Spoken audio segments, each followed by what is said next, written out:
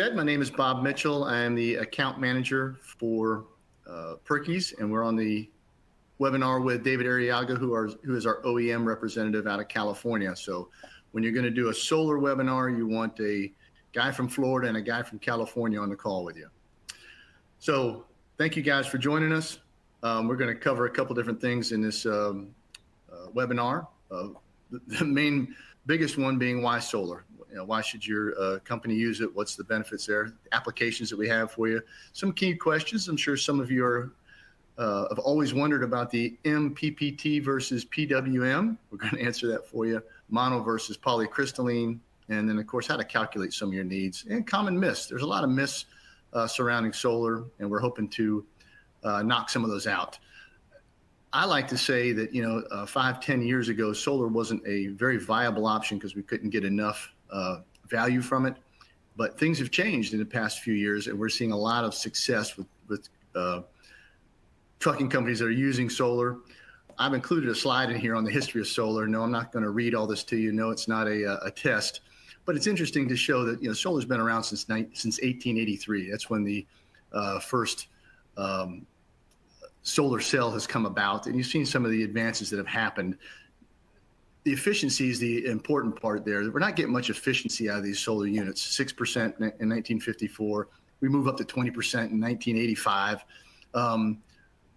It wasn't until 2022 that we started developing a solar cell that was getting about 47% efficiency. And some of you say, well, that's less than half, but that's enough to affect the market and to make it a viable option as we're talking about. So things are moving in that direction. It will get better as well. So if you guys are thinking about solar, it's increasing, it's getting better, it's getting much more cost effective. So why solar? That's the big question. What's the purpose of, or what's the benefit there? Well, as you know, your batteries are the heart of your system. The batteries are what make your trucks work. That's where everything is happening. So solar is such a great benefit to increase the life of your battery, increase the viability of your battery, increases uptime and reliability, making sure your equipment is ready to use and into service. But batteries being the key to that. A battery's optimum output is at 13.2 volts. If it's operating there, then your starter's snapping off real easy. Your alternator's not working as hard. Your solenoids and those pieces are not working as hard because your battery's giving it plenty of juice. If your batteries are dropping down to 12.6, 12.7, yes, they are still starting, they are still working, but they're not optimized. So that's what solar can do. By plugging a solar panel into your sleeper or to your lift gates or whatever it may be, you're able to keep that topped off at that 13.2 or close to it, and thus starter not working as hard, solenoid's not working as hard. You're reducing the electrical load. Now, I have in here that you improve miles per gallon. That's a little bit of a stretch, to be honest, but we are seeing some miles per gallon help. But of course, the big thing is there's a lot of green initiatives out there, and your corporation's sustainability scores obviously go up, and you get a little bit more of a benefit when you're using solar. So as I was talking about what happens to batteries, batteries will do plate shedding, or they will deteriorate if they're not at their optimum state of charge. And what happens is, as that deteriorates, as that those plates inside that battery shed, you get a sludge buildup at the bottom of your battery, and that's what causes some short circuits. That's what causes some of those not to fire correctly, or to get a dead cell or whatever it may be. So this is kind of what happens to a battery that is in poor repair or is in poor charge. So that's one of the advantages to solar, keeping it at a top charge. And of course, sulfation happens to your batteries. We always like to say that the heat is what kills a battery, but it's the cold that exposes it. It's usually that you have a hot summer, your trucks are working great, but then you get that one hard freeze, and all of a sudden half of your fleet's not starting, or the batteries are kicking out, or your batteries are dead there. It's because that heat causes that sulfation, and then and the high temps obviously increase the rate of that sulfation. And then that first cold snap, then you've got a problem. Well, why solar? Because it's keeping your batteries at a high state of charge. You're getting less sulfation, so you're getting less of those problems. So Some of you guys might be asking a question. We're going to fire off a poll question to see who's awake out there right off the bat. What is the problem with solar? Some people don't like solar. They don't like to use it. What is the problem with solar? A, when you damage part of the panel, it loses its efficiency. B, it charges during the day, but at night it acts as a draw. C, solar today is not advanced enough to charge a large bank of batteries efficiently. Or D, nothing. It makes sense for the trucking industries. I'm going to give you guys a couple of seconds to fill out what you think the problem with solar is, if any.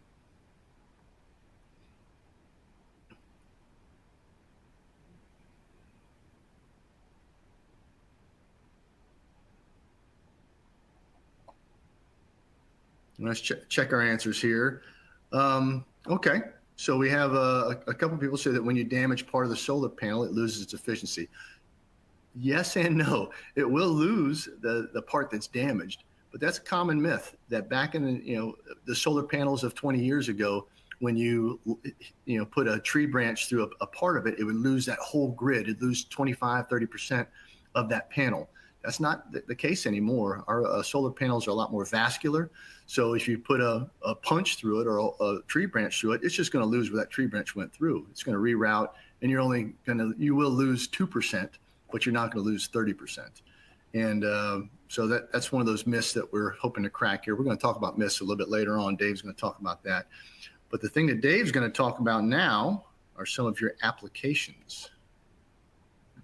Thanks for that, Bob. So we're going to go through a couple of different applications, reefers, sleepers, different things. So we'll kind of just go over it and we'll make some points here.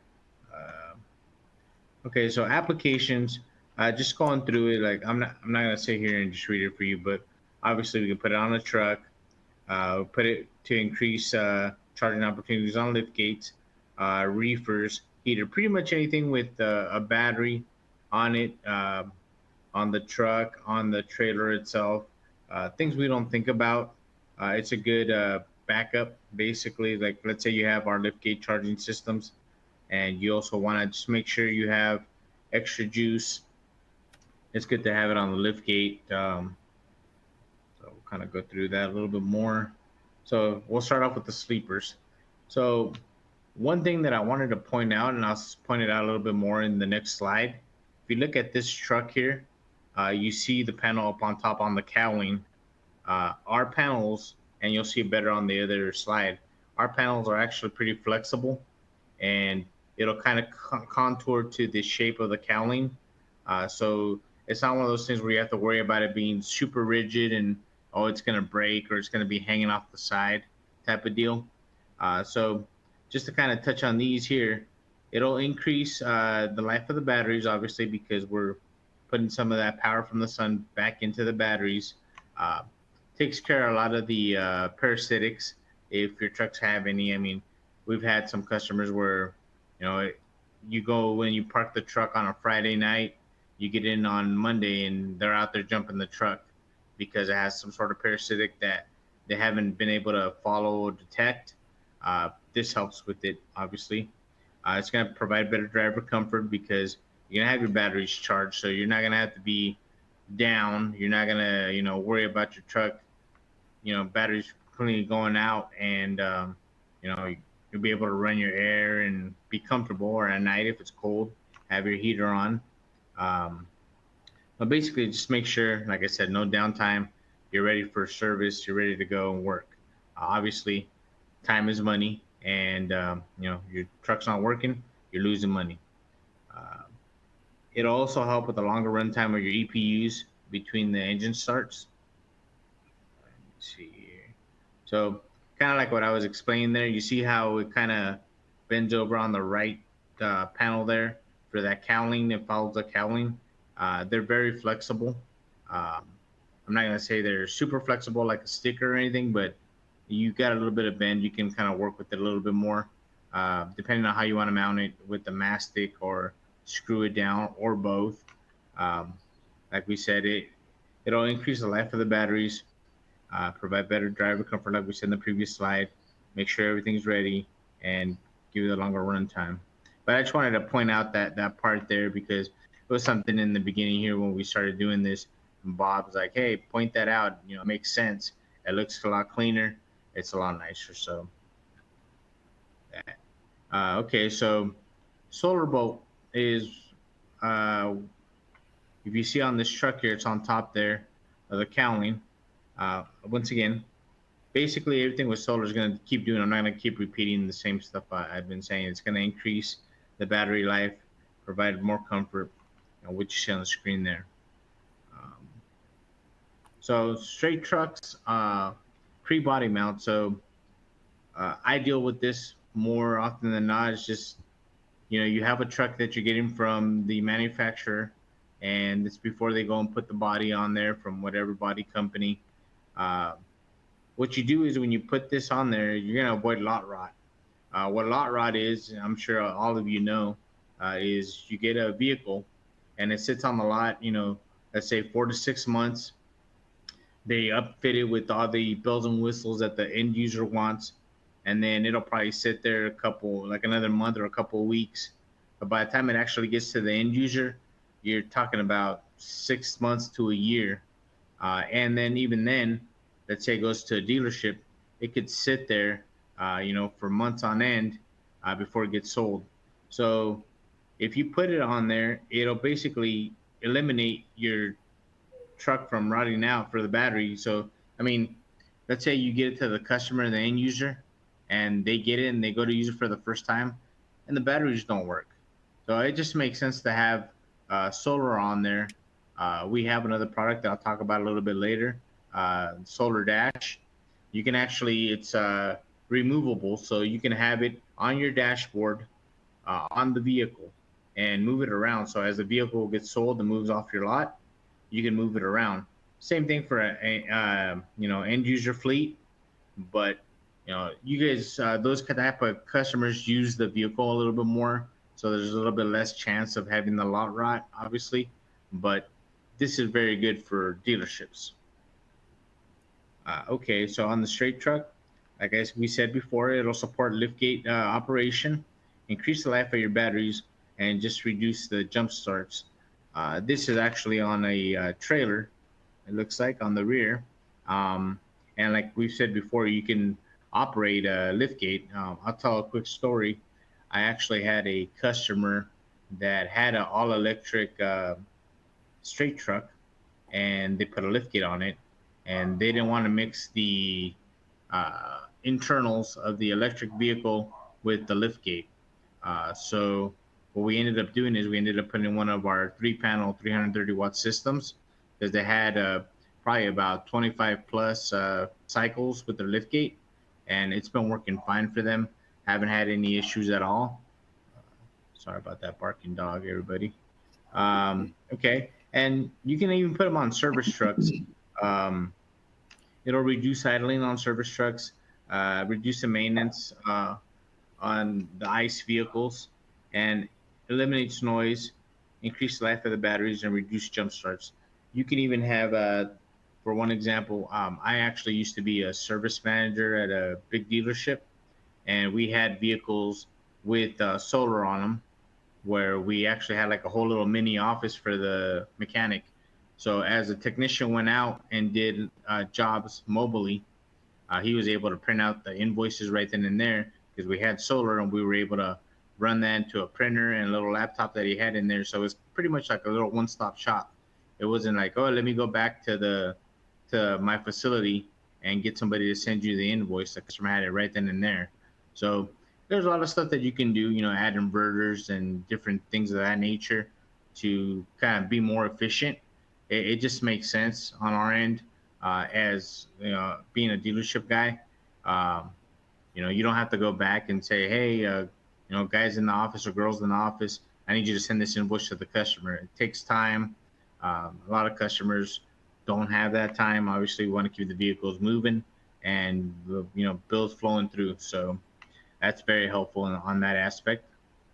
And then on your day cab, obviously you can put it there. Like I said, again, I'm not going to keep repeating, but it is going to save your batteries. It's going to increase the life of them, keep them charged, keep those parasitics down. Obviously here, you can't really see it, but you could go with the solar dash, or you could put the solar bolt on the top of the roof there, and really you can't see it at all. So, okay, on the trailer part, like I said, um, so this is one of our 3-panel systems, I believe, 330 watts. You can either run that to run your lift gate, or you can even power your electric pallet jacks. We do have a different system that we run in conjunction with like our lift gate charging. So this would just be in addition to those two systems, just to make sure you have redundancy in the system. Obviously, we make liftgate charging systems, that we make our taps, which is our pallet jack charging system. But if you want to make sure, let's say one of those systems goes down, that you still have access to your liftgate and your pallet jacks, and they're being charged, you can always throw one of these systems on there. Now it may be overkill, or it may be you're a customer that has a lot of cycles that you run through on your liftgate. You use your pallet jack a lot. Let's say you're stopping every 5 minutes going down the road. So it may be beneficial. It just really depends on your mode of operation, and we'll be happy to and glad to speak with you and suggest different things. So on the liftgate application, we've installed plenty of them where it makes sense you put it at the rear and kind of run down the liftgate column. So there's no issues with that. As far as running, there's obviously, as you can tell on this picture, there's a little area where you can run all the wiring. We can wire them up in series, as you see. And like I said, one of the big things that I try to push a lot to the customers is avoiding lot rot, like on reefers. Once again, you go back to dealerships, it doesn't really affect customers as much when they're the customers that use the reefers every day. You turn them on, gets the alternator going, gets the batteries charging, it's good. But if you're a dealership that's selling, let's say, for example, reefers, and they sit out there for weeks on end, you're going to save yourself money on diesel, and you're going to save yourself money on a lot guy, a lot porter, because they're not having to go out there and turn on the reefer every week and run the diesel. And basically, it's an expense all around. You're paying a guy to go out there, you're paying for diesel, and if you had these solar panels on there to just keep the reefer battery charged, you wouldn't have to do that. You wouldn't have to have those expenses. So, I mean, it's something to think about. It makes sense in the long run. And then we also have the heater units, basically the opposite of a reefer. Keeps, we have a lot of customers that run paints, and they run paint in the, cold environment. Obviously, we don't want paint getting cold. We want to try to keep it at room temperature, and, essentially the same thing, just the opposite. We're not pushing cool air in there. It's really pushing heat, and it'll basically do the same thing, keep those batteries charged when we need them, so we are able to use them when we need them. Like I said, I already talked about a reefer, but basically the same thing. If you look at it, you see that one little panel up on top. That's enough to keep that reefer battery charged. Now, it would only apply to, I would say, customers that maybe use their reefers from time to time, or dealerships. If you're constantly using your reefer every day, it's not a thing that's going to affect your battery too much. Now, you can have it on there just as a backup, because there are some reefers that, with all the new, technology and all the new different electrical components, there is a lot of reefers that pull 1 amp, 2 amps while just sitting in the lot, not even on. And, it's something that you want to be aware of and look at, because when it comes time to actually using it and make money with it, it could be one of those things where, hey, my reefer's not working. Well, why? Well, we have a parasitic load that's drawing 1 amp, 2 amps, and it eventually killed the battery. So that's one thing to think about there. And like I spoke about the solar dash before, so this is one of like my favorites, just because it makes sense to me on a dealership level. I've sold into dealerships, truck dealerships, trailer dealerships, where, as you can tell, it has the alligator clip, so you can plug directly to the battery. Or if you look at the other side, on the left side, we have our little controller there, and you can actually plug directly into the cigarette lighter of the vehicle. It'll keep on a vehicle like a truck. It'll keep it charged. It'll deal with the parasitics. Now, I will tell you this: I had a customer that said, "Oh, I'm going to take it. I have a old beat up Yugo in the back that's been out. The battery has been down for like 6 months. It's not going to bring it back to life. It's not. It's not for that. It's basically to maintain the battery charged, and it's not a end all be all. It's not like a jump starter. So And Dave, if you don't mind me interrupting here for a yeah. second, we got a question about the solar dash plugging into the cigarette lighter. And that's exactly what the benefit is. And I'll let you kind of cover that a little bit, Dave, but there's a question of it plugging in, and that's exactly what it does. You can move it from truck to truck, plugging into the cigarette lighter at each post. Yeah, it basically, in essence, it's for ease of use. It makes it easier, so you don't have to have the hood open and plug in the alligator clips to the batteries. It'll go straight from your sugar lighter to directly keep that battery maintained and charged. So it's a pretty simple setup. Nothing that's too technical.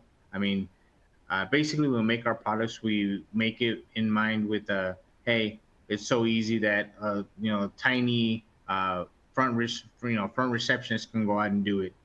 We used to have a battery jump starter, and we made it to where the receptionist could take out the jump starter and go and jump start it if she had to. Obviously, we don't want to make anything as bulky and intrusive. We want to make it as easy as possible for the customers. We make it so easy that Bob and Dave can use it. Yeah, I can do it, and I'm not a technical guy. Bob and I are sales guys, and we know enough to be dangerous, but it's something that's not too difficult. So here on the application, as far as trucks, we have temporary applications. Like I said, the solar dash, it goes on the dashboard, plug into the cigarette lighter or into the alligator clips, and you can move from vehicle to vehicle. So it's what I like to say is the gift that keeps on giving. I mean, you sell the vehicle off, you move it on to the next one. As they come in, you're just ensuring that you're maintaining your batteries charged, and it just makes sense. Your ROI will thank you. Bonuses at the end of the year, people will thank you for that. It just makes sense, and it's less of a hassle. It's like I always say, people want to do business with friends, and more importantly, they want to have hassle-free interactions. So the more I can resolve for you, or Bob can resolve for you, the better your life is. Other stuff you can worry about, not having to worry about your batteries. Okay, so we'll go to the next poll question here. Does your fleet currently use solar on any of the following? Please select what applies here. It's not really a poll question, but we got A, trucks, B, reefers, C, liftgate trailers, or D, straight trucks. And we'll give you guys a little bit of time here to answer.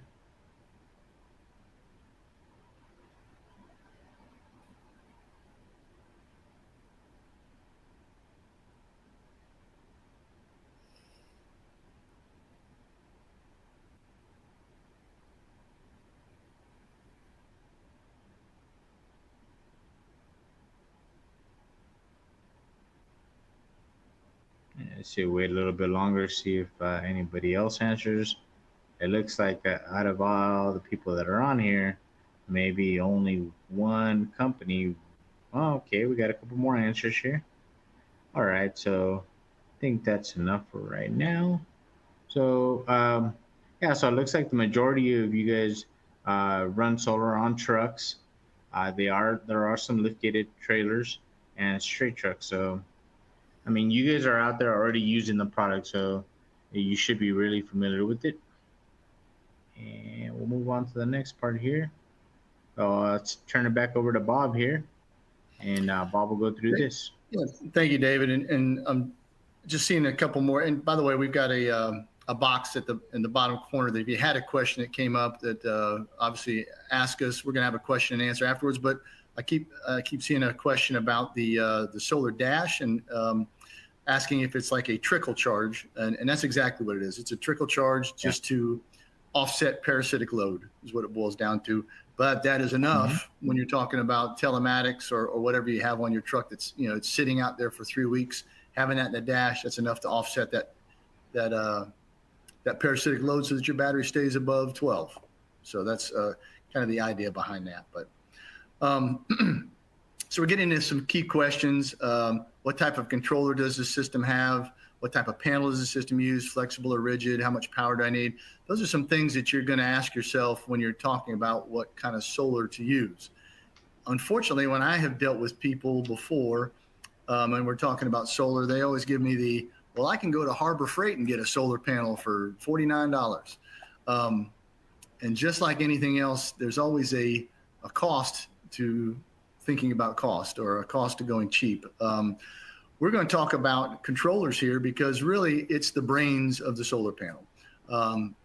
You can put a black solar panel on top of anything, but if you don't have something that's talking to your batteries or interacting with your batteries, you're not getting the benefit.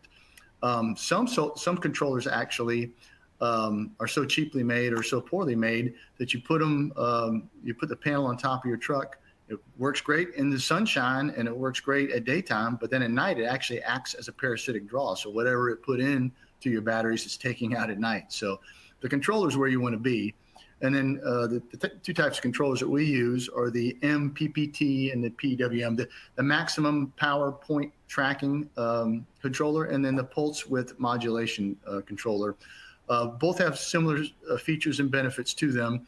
One's a little bit more higher priced and has a little bit more efficiency because it has a couple of different modes that will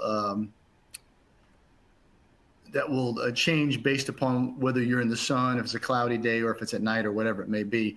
Our solar panels actually, just for simplicity's sake, have kind of a gate. When it's sunny outside, it kind of closes that gate a little bit and regulates the power, regulates the use. And then at night, that gate will shut down so that it doesn't, or actually opens up so that it allows more in, but it doesn't allow any backfeed, or doesn't allow that energy to go out. So we call that a maintain bulk mode and float mode. So the float mode is what I was just speaking of there. But bulk mode is when you're out in the sun, it's jamming as hard as it can go and pushing as much power into those batteries as it can. Then as the sun goes down, or you're parked at night, then it goes to like a float mode and doesn't allow that energy to escape. The other thing that makes our panels or our controllers interesting is that we have indicator lights on them. We also have a thermostat. I'll go back a screen here. It's that little thing above the connector there is a thermostat that tells that this gets mounted into the battery box and tells what the temperature is. Obviously, batteries are temperature sensitive. When they're cold, they don't work as well. And when they're hot, they have some issues there. So we want to make sure we're having the same temperature of our controller that it is at the battery. And that helps to regulate what the controller's doing there. But we have LEDs there that will let you know, hey, this thing's charging right now. It is a green LED. It's on. It's it's doing its thing. And then of course it has other indicators of a yellow for normal battery voltage, or red that obviously explains kind of what's going on with our controller in regards to your battery. So we're talking about panels, monocrystalline versus polycrystalline. You get a little bit more efficiency out of the polycrystalline. I believe I talked about earlier about how when a solar panel gets damaged with the mono, obviously one of those grids would be a problem. You break into one of those grids and one of those pieces, and it's going to take out that whole piece. Whereas a polycrystalline is going to act better to that. It's a lot more vascular, as I mentioned before. There's a little bit higher cost to the mono versus the poly, but we have found a better efficiency with that. So we're talking about solar for liftgate applications, and I could read all these formulas to you, but this is something that you would want to sit down with your maintenance manager or sit down with your fleet manager and talk about how many lifts are we doing per day? What is our cycles? Are we doing, how many lifts are we doing per stop? As David mentioned before, we have a 3-panel system that does about 330 watts, obviously a 220 and a 110 with a 1-panel system. It really comes down to what your company's looking for. We have a formula. One of our sales reps would love to sit down with you and talk about, okay, we travel about 20 minutes between each stop. We do up and down about 12 times at each stop, whatever it may be. We can come up with a formula based upon this of how many amps you need and how much generation you're going to need to that's taking out of your battery that we can add solar to put back into your battery. I hope that made sense the way I said it. Yeah, and not to kind of just jump in there, but Sure. it makes a lot of sense if you can give us that information because it'll just help you out in the long run. Obviously, you want to have more than not enough, and you know, if there's times out there that some routes are, you know, a little bit heavier as far as liftgate usage. So if we can have a good idea of what it is, we can base off the system, and we can help out as far as cost, what you need, what is actually required, and what's kind of overkill. Just to kind of, you know, interject on that. But yeah, the more information you can give us, the better off you're going to be. Just because, you know, if you're going down the road and like Bob said, you're, you know, every 20 minutes and you're doing 12 cycles up and down, well, yeah, we may have to go with a different system compared to somebody who goes to 5 stops and they have one up and one down, and you know it's not as prevalent use, so that would help out a lot. Yeah, I have a customer that goes from Atlanta to Dallas, so he has all that road time. When he gets to Dallas, he goes up and down 20 times, and he goes back home. So his needs are going to be different than someone that's in the city that's you know, doing up and downs and every 10 minutes. But we have the technology and the ability to put something together for you. So so you have a fleet and you're thinking about solar. How easy is it to retrofit? Well, again, getting back to what we mentioned before, I've participated in retrofitting. So if I can do it, most people can get their head around it. Very easy to install. Obviously, you want to make sure you have we have 2 types of fasteners, the 3M fastener, the TISA fastener. And of course, we have mechanical fasteners. We tend to stay away from the mechanical fasteners because I don't want to put holes in roofs that can cause leaks and that sort of thing. The 3M that we have, when it's on there, it stays on there. We've had really good success. We haven't had any flyaways. As a matter of fact, I've had a couple customers ask, you know, as far as trading trailers in or tractors in, could they take that 3M off? And the answer is no. Once it's on there for a good portion. We also do provide some tape to keep it on the lead edge of what you're using, but we can talk about that in a second. I got ahead of myself. But so you clean the top of the trailer or the tractor, find a good location that will obviously get the most sun. The roof's the best way to do that.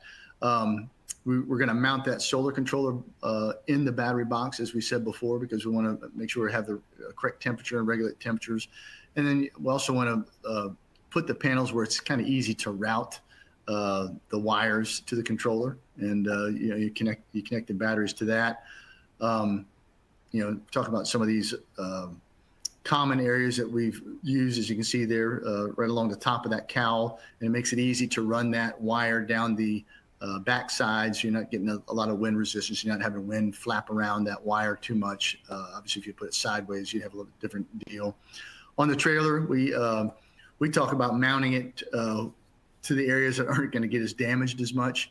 The rear of the trailer is probably the best option, but then you know you have to route that wire. But just like anything else, you're going to have to deal with some damaged stuff or some.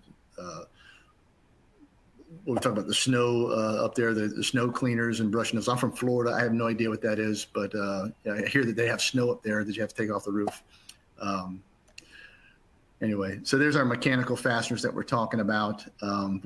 We provide those with the solar panels, but to me, it makes more sense to use the 3M.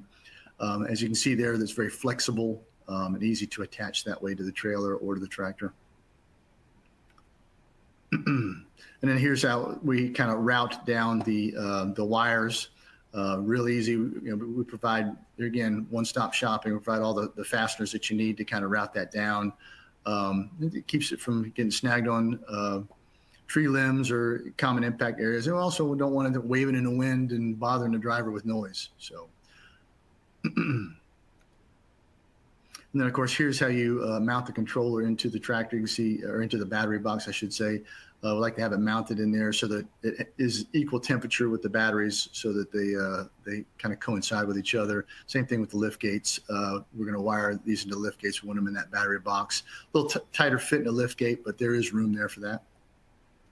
And just to kind of go off of that as well, um, obviously temperature is affecting everything. You want to, so when we have our installation instructions, it'll tell you to mount it on the side. I've had one customer mount it on the top of the battery box, and what does heat do? It rises. So we don't want it there. We want it on the side. We want to have, able to get the air it needs and not be bombarded with heat the whole time. So, like Sure. Bob said, it's a pretty tight little spot. But I'm going to jump in one other little story just because we're talking about mounting and doing this. I went to Columbus, Ohio with one of our guys, Carl, and we did a test for one of our companies. They put a solar panel in their day cab, and they had 13 day cabs there in Columbus, Ohio. And this was done in the winter, right at the beginning of the winter time. The guy called me sometimes later and said, well, they had a hard freeze come in January. And of those 14 day cabs, 13 of them need to be jump started. The one that didn't need to be jump started was the one that we had a solar panel on. So dealing with temperatures is a big deal. You think in Columbus, Ohio, you may not get that big a benefit of solar, but the sun's still out there. I do think the sun shines in Columbus. I hear it doesn't sometimes, but sun shines there. It's getting the energy, and it's making a difference for those trucks there that are sitting. And it's the one truck that didn't have to be jump started. But anyway, we're going to talk about some common myths with solar, and I'm going to let Dave take over that. Yeah, thanks, Bob. So we'll start off with the poll question here, even though we haven't really talked about it yet. But what do you guys think? So does solar system work better in the heat or in colder climates? So A is the hotter the better. B, cold weather stinks but is good for solar cells. C, as long as the sun is out. Or D, much like me, I like it sunny outside and below 80 and above 65. Now, You can tell who wrote that question. Yeah, I was gonna say it looks like Bob wrote it to me because he's the practical joker here. But yeah, what do you guys think? I'll give you guys a little bit more time to get a couple more answers in here.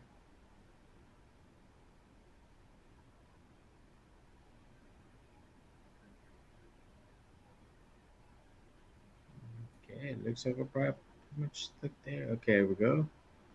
Okay, so here nobody answered the hotter the better. Okay, cold weather stinks, but it's good for solar cells.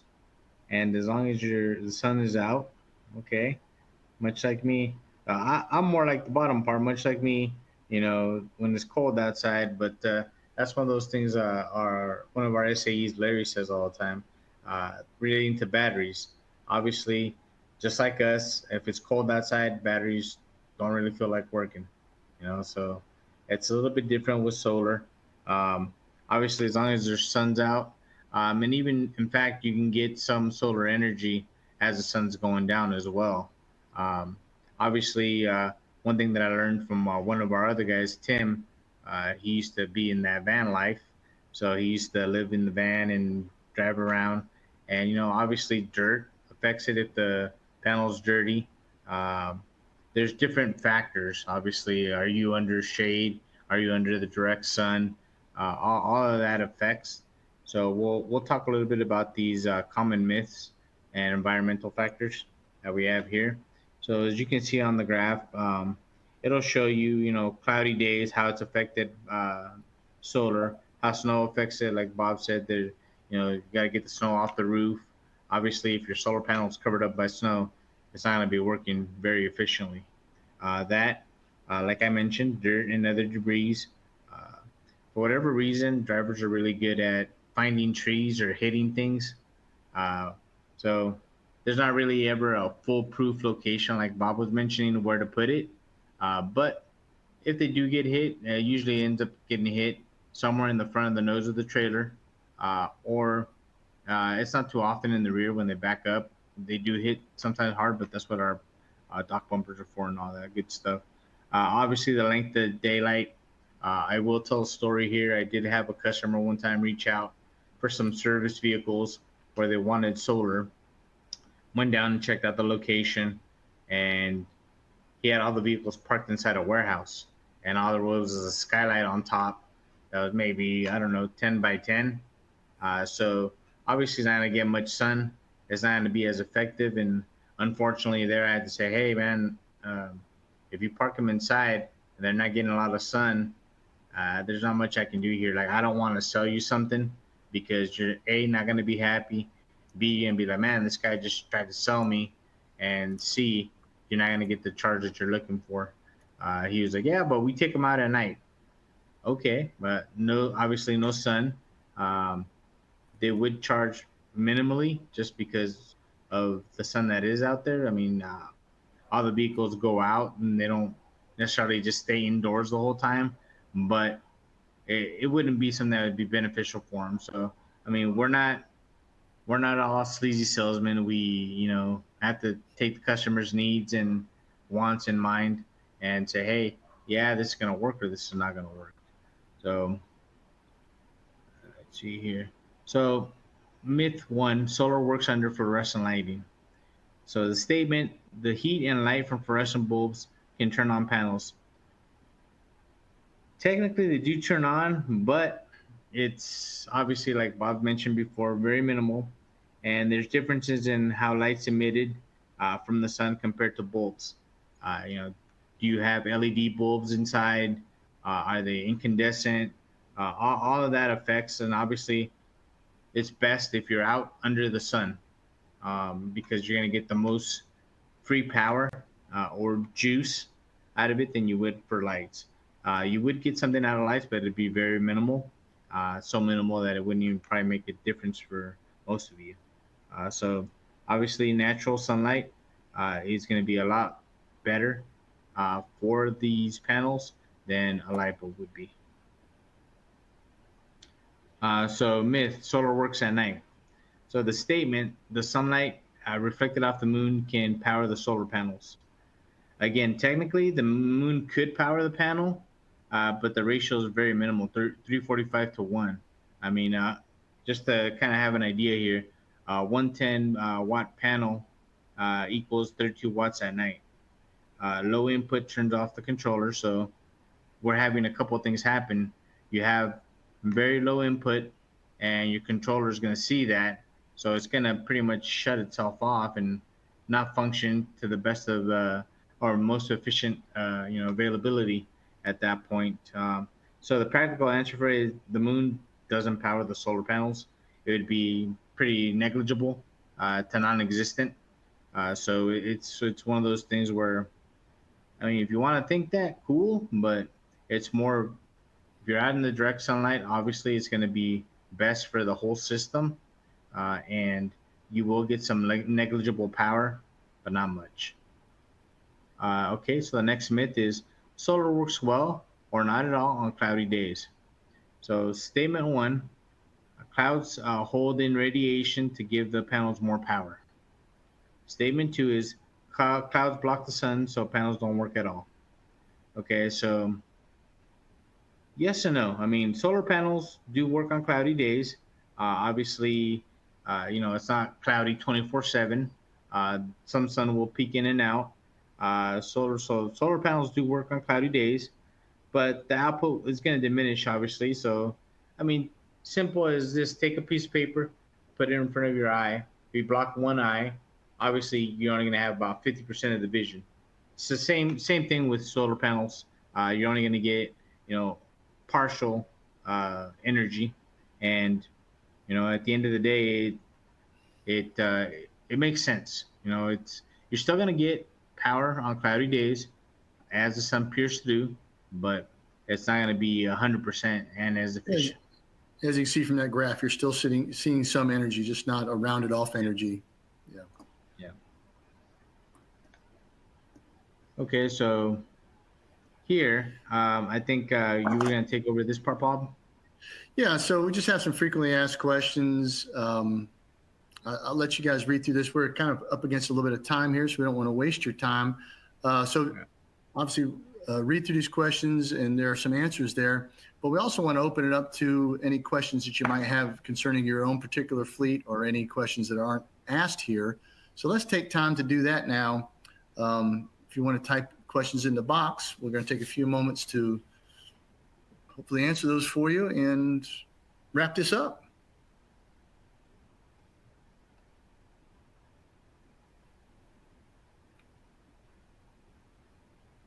And you guys can ask questions on anything we've covered today, or maybe even stuff we haven't covered, and we'll try to answer to the best of our ability.